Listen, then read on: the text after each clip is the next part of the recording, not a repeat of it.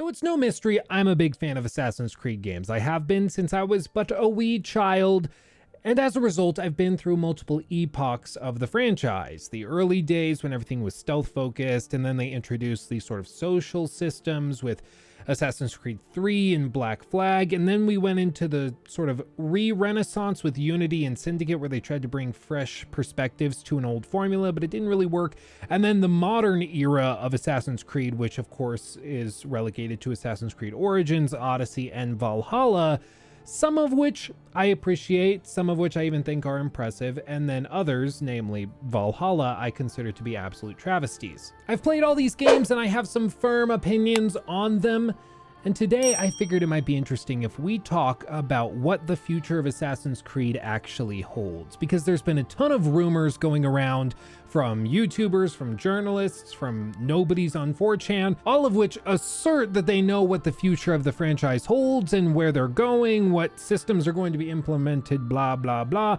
So I want to clear the slate and just talk about what we know, what's been pretty much verified at this point, and potentially what we would like to see in the future entries for Assassin's Creed. Because I actually think that it's very reasonable to hold a very optimistic position within Assassin's Creed fandom right now, specifically because of some of the stuff Ubisoft has been doing recently that not many people seem to be aware of. So make sure to watch to the end of the video, because I think I might be able to convince you that things are not as dire as they may seem. And we're going to jump into it, but first I want to say a thank you to a very special company that helps deck out the studio every once in a while and is very, very supportive. And of course, I'm talking about Secret Lab. Now, over the last couple of minutes, I've kept it a little hidden with my body, but I actually am sitting on the brand new Secret Lab Assassin's Creed Titan awesome Rolls Royce of gaming chairs. We were actually streaming earlier today over on our Twitch channel. You should follow and check us out over there, by the way. I'm streaming when this video goes live, so come and say hi. But that being said, we were streaming. I got a call from my wife and she was like, "Luke, baby, there's a FedEx delivery man outside who is really struggling to lug a gigantic package to our front door, and he keeps saying that he's not supposed to be carrying packages this heavy by himself. He's supposed to have another teammate, but they called out and he really needs help. So could you come and help him get the package up to the front door?" And I said, yeah. So we paused the stream. I ran upstairs, grabbed the box, lugged it all the way down here, and we spent like an hour on stream opening the box and building the chair. And it was a bit of a surprise, but I'm very, very impressed and very thankful. The quality is top notch. I've been using Secret Lab chairs for a while. I'm always impressed by them. They really are the Rolls Royce of gaming chairs. But they've also made some like actual improvements. This isn't just a reskin of a brand. There's actual quality materials used here. Everything is embroidered in here and sewn in, so it's not like a lazy stencil you'll see from other brands. This is quality stuff that's going to be here forever. Not to mention they've done other things, like you can just pop off the armrests because they attach magnetically, and just pop them back on if you need to clean them, if you need to replace them with softer armrests or smaller ones or bigger ones, whatever you need, you can just customize them. It's great. I don't know why they weren't doing this before. And probably my favorite little addition and change is with the headrest, because you see normally headrests need a strap. You notice this one doesn't have a strap. That's because it's just got magnets in the back. And so like if you want the headrest, boop, you just put it on. Like, how brilliant is that? Why is no one doing this? It's brilliant. I love it. And being an Assassin's Creed fan, I love all of the custom embroidered emblems on the back, which reflect every mainline entry in Assassin's Creed. Helps me represent Assassin's Creed fandom, and I really appreciate it. So thank you, Secret Lab. If you want to check it out, go to secretlab.co, see all of the offerings they have. They not just have this special edition Assassin's Creed chair, but they also have much more sleek or minimalistic designs or designs from other major franchises that they've partnered up on. So go check it out. Well worth your time. But with that said, let's get into the body of the video. Now, my infatuation with Assassin's Creed started back with Assassin's Creed 2.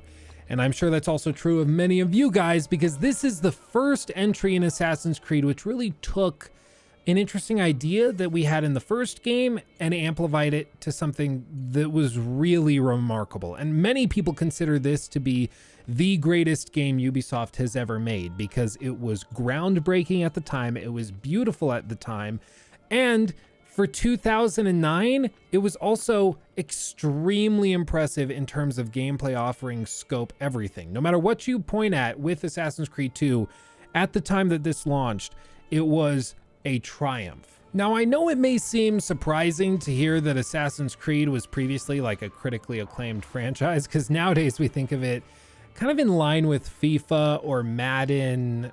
It's just a game that's commonly used to cash in and get quick paychecks for Ubisoft. But these games really were groundbreaking at the time. And I think it's important to remember that, because there's nothing that's preventing Ubisoft from reclaiming that status now.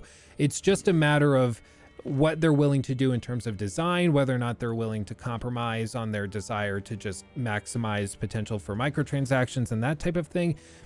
But there's no reason that Ubisoft, with their massive budgets, couldn't pull off a game that blows critics away nowadays. Now, when we ask ourselves what made Assassin's Creed 2 really great and what Ubisoft of 2022 could learn from this game, I think it's a few things. For one, it's a collection of historical and recreated cities. Sure, they're not necessarily historically accurate in their recreation, but in terms of theming, art style, and everything else, they tried to be fairly accurate to the time. There are like sci-fi elements, but there's nothing extremely magical like we would see in the series today.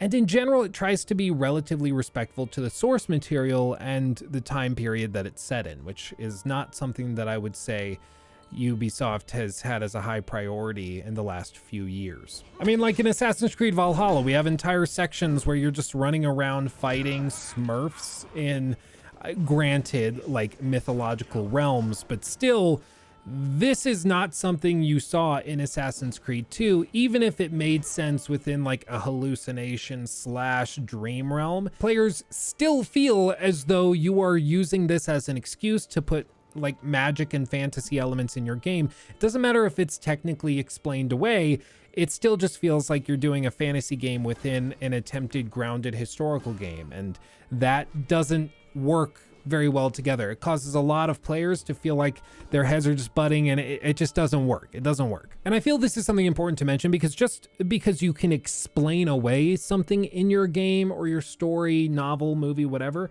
doesn't mean that the audience is going to feel as though it's justified. There's two different things going on there, because in this case, you can drink tea, trip balls, feel like you're going to Asgard, and then fight all of these mythological characters there.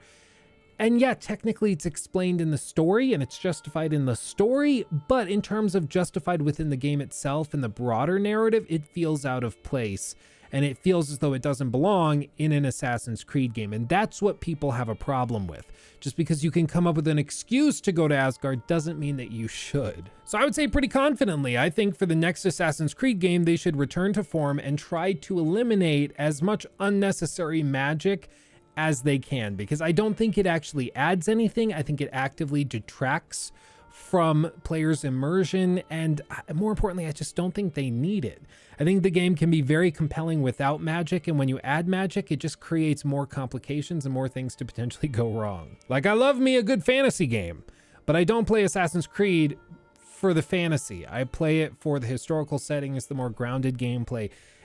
And in the last few years, we just haven't seen really any of that, so I'd like to see that return. But as we said, the setting is very important too. Assassin's Creed 2 had all sorts of small cities, and then they had Venice, and all of these very recognizable locations that were fun to explore, were beautiful in their own right, and were massive and varied. And more importantly, I think on top of all of that, they allowed for you to engage in the free running system, which Assassin's Creed in many ways pioneered. So what are possible settings that Ubisoft could go to with a future Assassin's Creed entry?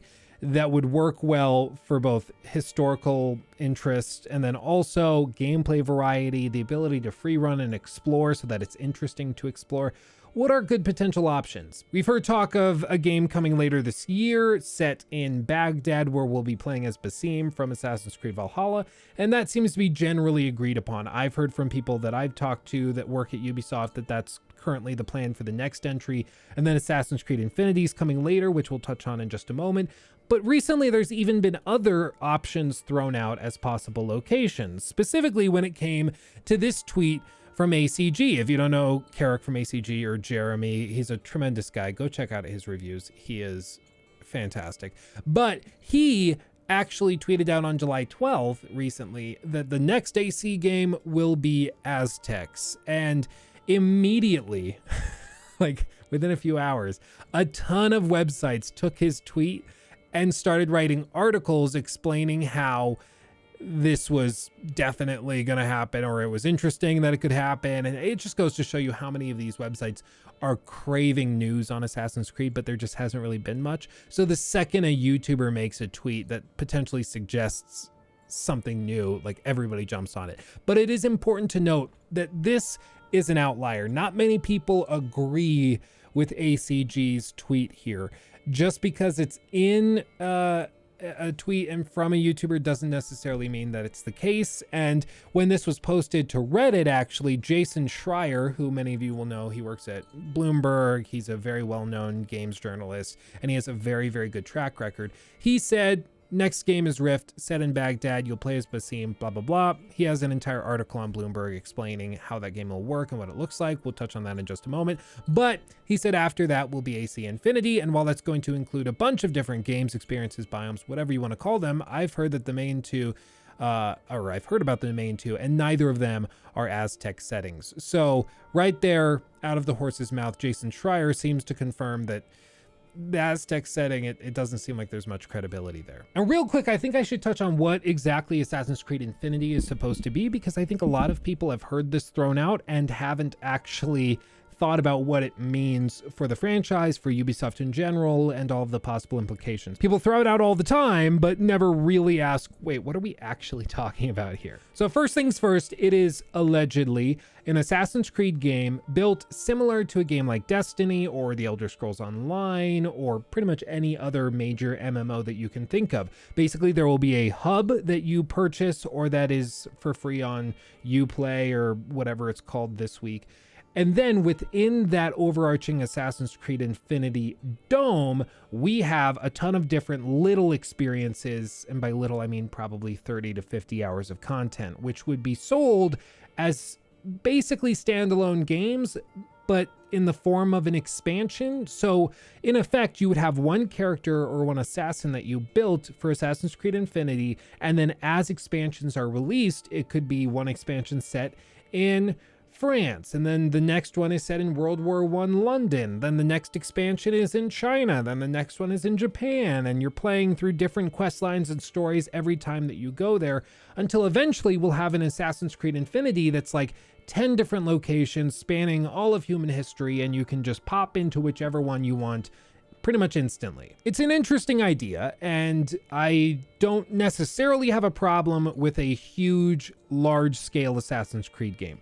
Where people get concerned is because this is going to be a live service game. Again, look at any other live service, MMO, RPG, or action game with online elements like this. Usually it results in money grubbing and extremely greedy business practices with like pay to win mechanics. I mean, just look at Warzone. That tells you everything you need to know. So people are naturally worried that Assassin's Creed is going to go down this route, and I am also concerned about it, but there are a lot of question marks that remain, specifically whether or not there will be a standalone title released in between expansions or separate from the expansions. I mean, think of it like Fallout 76 exists and is the online Fallout game, but then we also would get like Fallout 5. Would we still get Fallout 5, Fallout New Vegas 2, like would we get spin-off Fallout games once we have the online game, or is the online game going to consume everything? And this is the thing that not many people seem to know. Like, we've heard rumors from Jeff Grubb in the last week or so that suggests that there is an Assassin's Creed game set in Japan that's currently in the works. Here we have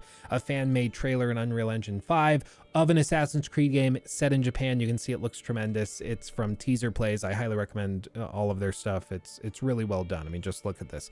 So it does seem like we are getting like a Japanese Assassin's Creed game, but that this is one of the games within Assassin's Creed Infinity that will be released as it's like expansion or a different area or zone or map that you can go to. It's just really hard to tell what Ubisoft is trying to do here because nobody really knows. And by all accounts, it doesn't seem like Ubisoft even knows right now what they're doing or where they're going with Assassin's Creed Infinity. It just seems like, okay, we'll just make like a huge Assassin's Creed universe and then we'll figure out how to make it fun and we'll make lots of money from it, I'm sure. So we'll just start working on it and then we'll figure out the details later. Because spoiler alert, I've talked to people within Ubisoft, as have a bunch of gaming journalists and other YouTubers, and many of them have said the same thing, which is basically that Ubisoft is still working out how a lot of the minutia of Assassin's Creed Infinity will actually function. Which brings me to a point of optimism, and the point that I mentioned at the beginning of the video. You see, going back to Assassin's Creed Rift, which is the rumored game set in Baghdad where you play as Basim, that game is scheduled to release sometime either by the end of this year or early next year. And most notably, that game is supposed to focus on old school gameplay mechanics and systems that longtime fans of the games will greatly appreciate being added. Basically, it will be a return to stealth and a more classical way of building these games, which is really interesting. Now, ask yourself why Ubisoft would be willing to go back on a lot of the progress in their minds that they've made in recent years. They built all of this stuff for Valhalla, for Origins, for Odyssey.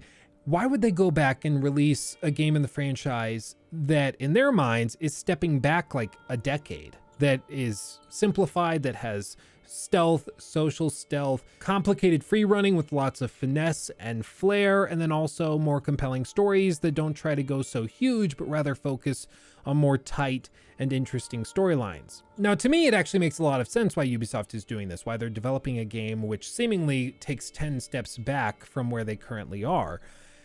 And that is, very simply put, what they're doing now doesn't seem to be working. I know.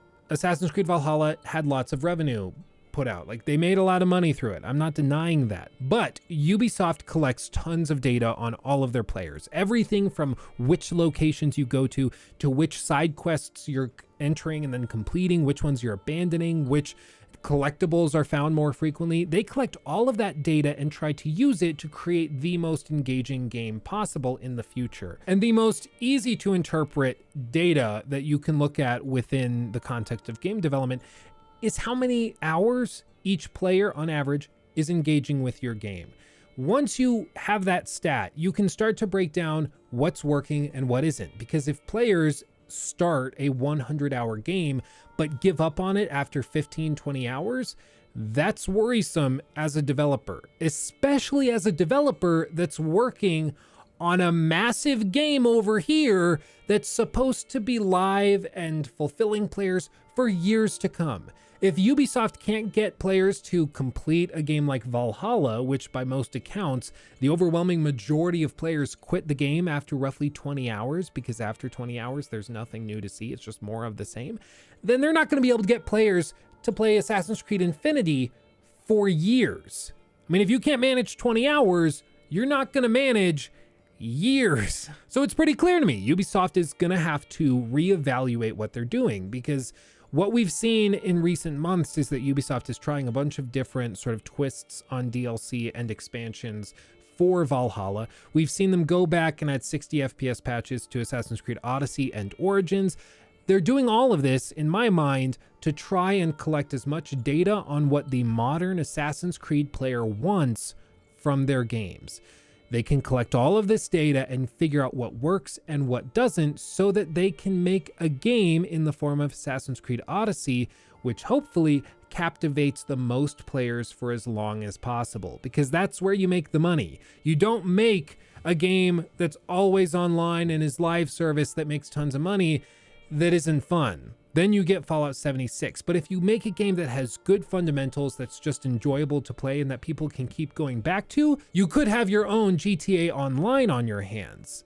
And that's what I think they're trying to do. They're reevaluating the fundamentals so that they can figure out what works before they get in too deep, which is why all of the developers don't want to get out ahead of themselves and say, oh, this is how the game's going to look, and this is how we're going to price things, and this is how the gameplay's going to work, and your character transitions over here. They don't want to say that because they're still trying to figure out what is the best foundation to build Assassin's Creed Infinity upon. So with Assassin's Creed Rift, a stealth game that's in the more classical vein of Assassin's Creed titles, I would bet good money that they're putting that out to see if that style of game still interests people to this day. Because if they build out a 30-40 hour game in Assassin's Creed Rift and it's in the same style as previous entries like Assassin's Creed 2 or even something like Assassin's Creed 3, which is very linear, then we could look at that, and if it sells well and if players are completing it, they will build Infinity around that concept. All of the quests will be structured in that way because they will have verified, confirmed data that show players are willing to engage with those games, and not just willing to, but enjoy it and will keep coming back for more. And on the flip side, if it doesn't do well and they put out Rift and it sells terribly and gets poor reviews because everybody's like, this is outdated and we want newer ideas that are fresh and aren't from 2009, then they'll have that data and they can move forward from there with the knowledge, okay, well, we tried it. Players might talk a big game, but the people that are calling for it are a very vocal minority. We'll move on, focusing on the majority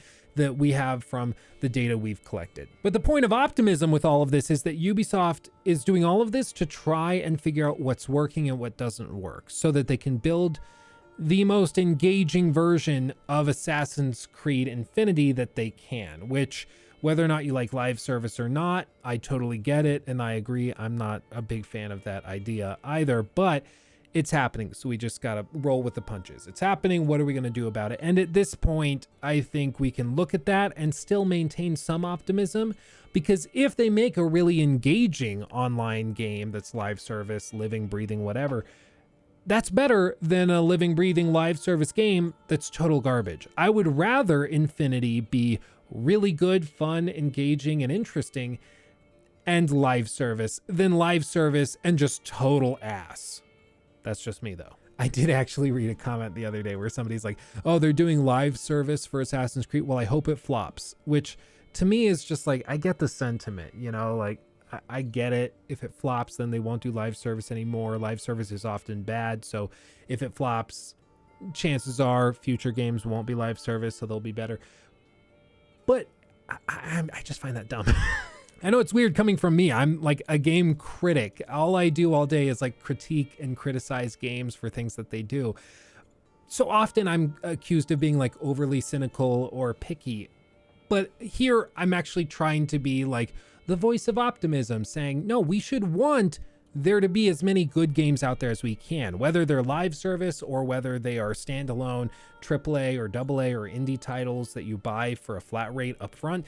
We should want as many good games out there as possible. I don't think that's a controversial thing to say. Regardless of the pricing model, I think we want good games over bad games. The difference is, like, sometimes the pricing model can make the game bad, like Diablo Immortal. Really good game foundationally, but the pricing model that they built it around is so egregious that it pulls the entire game down with it.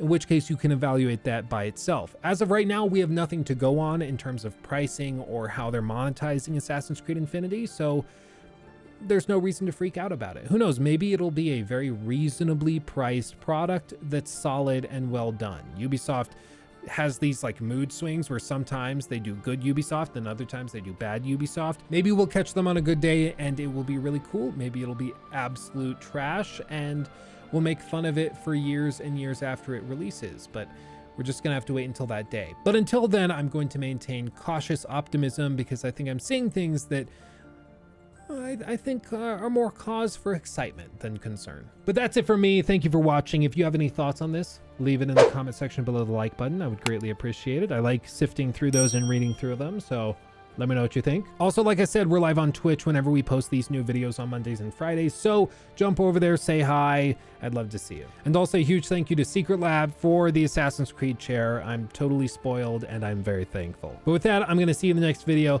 Hugs and kisses, or I'll see you over on Twitch, whichever you choose to do. I can't force you, but we have a good time. You should come say hi, even for just like 2 minutes. Links in the description box in the link tree. Go check it out. I love you all. I'll see you over there. Bye-bye.